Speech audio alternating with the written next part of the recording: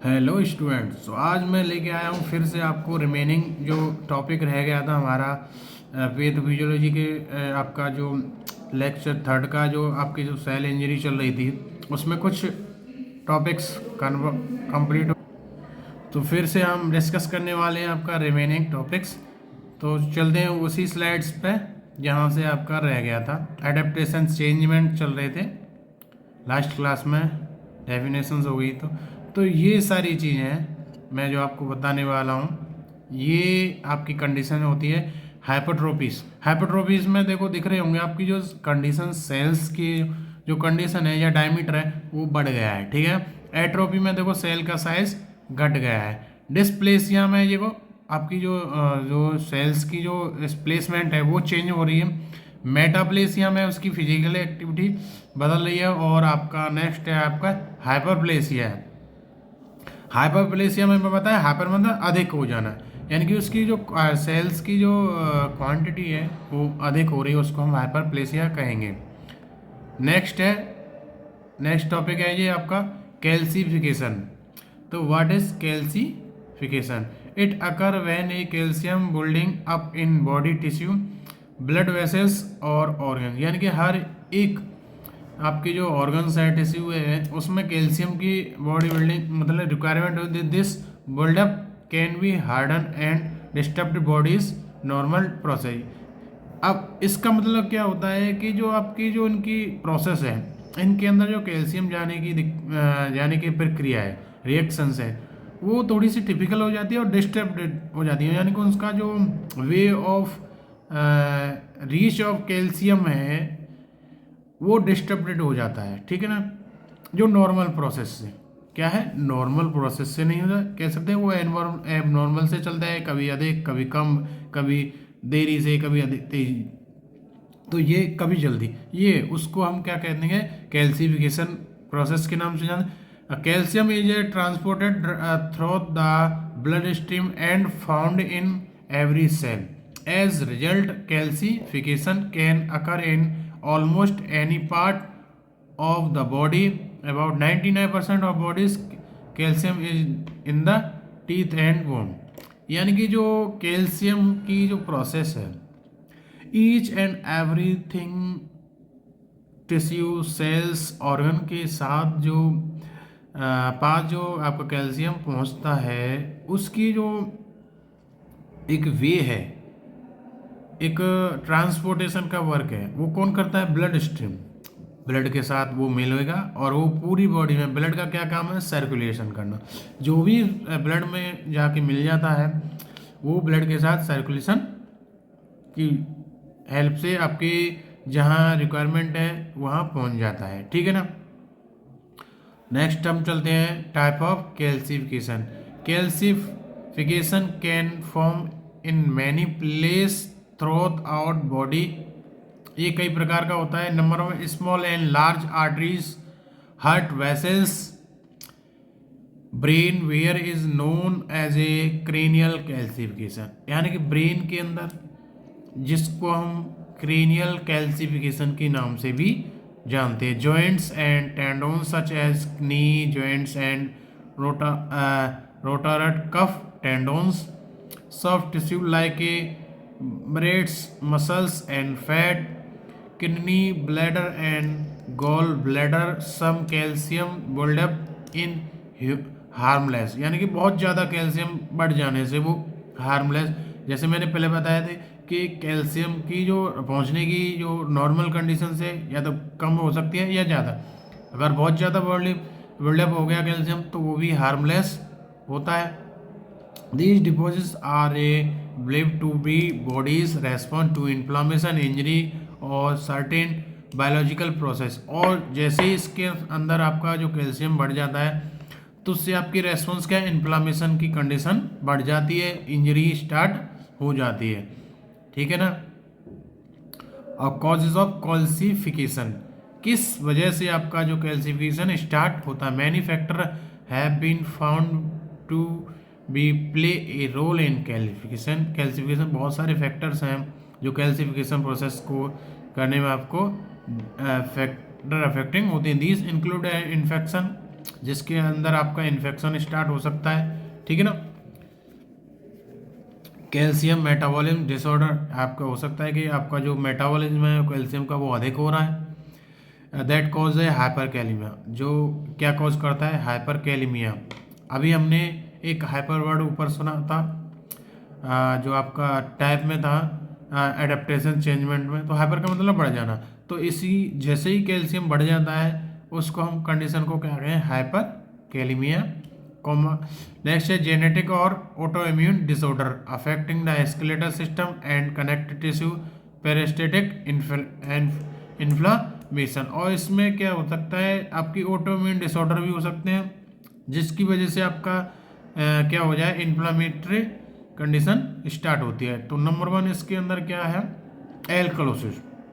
Number 1 condition कौन सी है, alkalosis.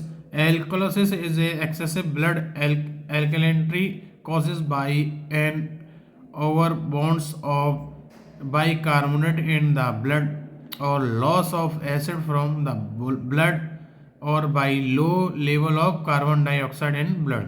Alkalosis का मतलब होता है कि आप जो लो लेवल ऑफ कुछ सम गैसेस का होती हैं जो ब्लड स्ट्रीम के अंदर कम हो जाती हैं, उसी कंडीशन को हम क्या करते हैं, एल्कलोसिस कहेंगे। लोसिस मीन्स घट जाना, एल्कोलिसिस एसिडोसिस हो जाना, ठीक है। जब एल्कोलिसिस हो जाएगा मतलब घट जाएगी तो एसिडिक कंडीशन अपने आप ही उसमें बढ़ जाएगी। नेक्स्ट है इसी का सब पार्ट है मेटाबॉलिक एल्कोलिसिस। तो एल्कोलिसिस होता है लेकिन वो किस कंडीशन से होता है, सबसे पहले metabolic alkalosis is a primary increase in serum bicarbonate. Metabolism का मतलब मेटाबॉलिज्म से कुछ केमिकल्स का बढ़ जाना, उसी को हम क्या कहते हैं, मेटाबॉलिज्म एल्कोलिसिस कहेंगे। तो इसमें क्या हुआ, ये प्राइमरी इंक्रीज है जो सीरम के अंदर कार्बोनेट बाइकार्बोनेट की जो क्या है कंसंट्रेशन है वो बढ़ जाती है ब्लड के अंदर। This occur as a consequence of a loss of hydrogen from the body और ए गेन इन SCO3। इसमें क्या होता है, हाइड्रोजन जो H+ आयन है वो कम घट जाते हैं और SCO3 क्या है, बाइकार्बोनेट की जो कंसंट्रेशन है वो बढ़ जाती है। इसका नेक्स्ट है रेस्पिरेटरी एल्कोलिसिस, सांस के द्वारा alkalosis. Respiratory alkalosis is an a condition where the amount of carbon dioxide found in the body drop to below normal range। यानी कि जो आपकी जो नॉर्मल रेंज से अधिक आपकी कार्बन डाइऑक्साइड का जो कंसंट्रेशन है वो रेस्पिरेशन के थ्रू बढ़ जाती है। This condition produce a shift in the body's pH balance and cause body system to become more alkaline. इस कंडीशन में क्या होता है, आपका जो बॉडीज के अंदर है वो pH लेवल बढ़ जाता है। अब pH लेवल बढ़ने से क्या हो जाता है, मोर एल्कलाइन मीडियम हो जाता है। इसी कंडीशन को हम क्या कहेंगे, रेस्पिरेटरी एल्कोलिसिस कहेंगे, ठीक है। नेक्स्ट चलते हैं, acidosis. Acidosis is a caused by an over production of acid in the blood or an excessive loss of bicarbonate from the blood or by a buildup of carbon dioxide in the blood that result from the poor lungs function of depressed breathing, respiratory acidosis। Acidosis का मतलब acidosis is caused by an over production of acid. Acid का body के अंदर बढ़ जाना ही क्या कहा जाता है, एसिडोसिस कहा जाता है। जो किसके अंदर बढ़ जाता है, ब्लड के अंदर। एक्सेसिव लॉस ऑफ बाइकार्बोनेट, और जो बाइकार्बोनेट की लॉस है, ये जो एल्कलोसिस की अपोजिट है, ठीक है ना। और by a buildup of carbon dioxide in blood that result, और मतलब कार्बन डाइऑक्साइड बढ़ जाती है आपकी ब्लड के अंदर। उस कंडीशन में आपकी जो लंग्स LFT है, लंग्स फंक्शन जो होता है आपका वो थोड़ा कहीं ना कहीं डिस्टर्बेड हो जाती है। जो लंग्स है आपका वो डिस्टर्बेड हो जाता है, वो प्रॉपर वे में वर्क नहीं करता है। नेक्स्ट चलते हैं हम, इसकी जो किस वजह से होता है ये metabolic acidosis. Metabolic acidosis in a pH imbalance in which that body building accumulating too much acid and does not have enough bicarbonate to effectively neutralizing the effect of acid। कहने का मतलब है ये जो नंबर वन होता है metabolic acidosis, metabolism जो हो रहा है आपका, जो पाचन हो रहा है उस कंडीशन से आपके पीएच इनवेलेंस हो जाता है। कहीं मेटाबॉलिज्म कह रहे हैं कि भाई कार्बन डाइऑक्साइड बहुत ज़्यादा हो रही है, तो उस कंडीशन को हम मेटाबॉलिक एसिडोसिस कहेंगे। नेक्स्ट है respiratory acidosis. Respiratory acidosis is a condition which occur when the lungs are unable to remove all the carbon. इसमें क्या होता है आपका जो बहुत ज़्यादा एयर के साथ कार्बन डाइऑक्साइड आ रही है, तो उस कंडीशन में आपके जो लंग्स हैं वो प्रॉपर वे में आपकी जो CO2 को बाहर नहीं कर पाते हैं, तो इस वजह से आपका रेस्पिरेटरी एसिडोसिस कंडीशन बढ़ जाती है। ठीक है, नेक्स्ट है electrolytes. What is electrolytes? There is a many chemicals in blood stream that regulate important function of bodies. These chemicals are called electrolytes when dissolve in water. Electrolytes separate into positively and negatively charged ion. Human body's nerve reactions and muscles function are depend upon the proper exchange of these electrolytes ion outside and inside cell. Electrolytes क्या होते हैं? Many chemicals होते हैं जो blood के अंदर होते हैं, ये बहुत ही माइन्यूट छोटे छोटे होते हैं, और इनका होना ब्लड के अंदर बहुत सारी रिएक्शन को कंप्लीट कराने में हेल्पफुल होता है। ठीक है, तो क्या है उन इलेक्ट्रोलाइट्स को हम क्या कहेंगे? Normal adult value. नॉर्मल जो एडल्ट्स होते हैं, यंगर्स होते हैं, उनके अंदर क्या वैल्यू होती है इसकी आपकी एलिमेंट्स की? कैल्शियम 4.5 to 5.5 mg इक्वल पर लीटर होता है। क्लोराइड आपका क्या होता है? 97.2107 m इक्विव पर लीटर होता है। पोटेशियम की वैल्यू 3.5 to 5.3 होती है। मैग्नीशियम की वैल्यू 1.5 to 2.5 होती है। इसी के साथ सोडियम 136 to 145 MEq/L होता है। तो ये इसकी क्या है? नॉर्मल वैल्यू है जो आपके एडल्ट्स के अंदर होती है। ठीक है ना। इसके बाद है इलेक्ट्रोलाइट्स तो होती हैं। अब इलेक्ट्रोलाइट इनवेलेंस क्या होता है? This level of electrolyte in a blood body is abnormal called as electrolyte. यानी कि इनवेलेंस का मतलब बैलेंस। अगर जो मैंने आपको एक नॉर्मल रेंज बनाई है, उस रेंज से अगर इलेक्ट्रोलाइट्स बढ़ जाते हैं या घट जाते हैं या वो कहीं ना कहीं छूट जाते हैं, उसी को हम क्या कहते हैं? इलेक्ट्रोलाइट्स इनवेलेंस के नाम से जानते हैं।